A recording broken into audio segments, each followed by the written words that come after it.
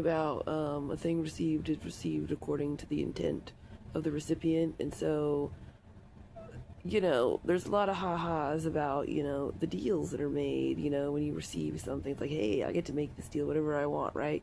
So what if you're a guy that has, like, a certain number of your calls and texts routed to somebody else? See, I feel like in that instance, you are effectively, like, refusing delivery. Like, you're not receiving them. Like, somebody else is receiving them. And just because at some point you receive a synopsis from them, remember, it's like telephone game at that point. Or maybe not. Maybe you're getting printouts or something.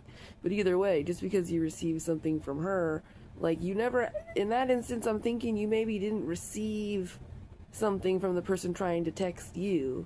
Like, the person you have actually receiving the text just certainly didn't receive something in a way that they would have any sort of natural law hand in that. And a lot of that is because you're going to be on a bad branch, okay?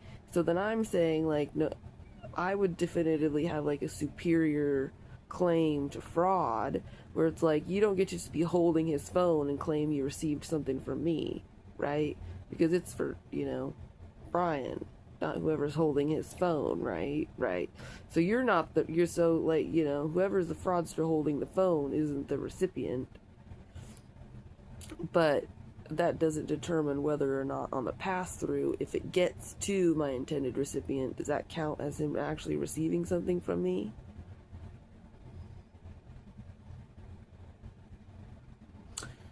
Because I'm kind of feeling like part of this idea of a thing received is received according to the intent of the recipient has another part of it where if you ask, you receive. But I feel like there's a part of the natural law complex of it, that part of needing to assign the intention of the thing being received is that sometimes for someone like me it's really inconvenient. Like, it comes like unsolicited kind of shit. And so then, like, by the intent of the recipient, it's unwelcome communication, which puts them on a bad branch. So then I'm wondering if I ask, but if you ask and receive, there's not really any inconvenience there unless you're inconveniencing them with an ask, which could be a bad branch.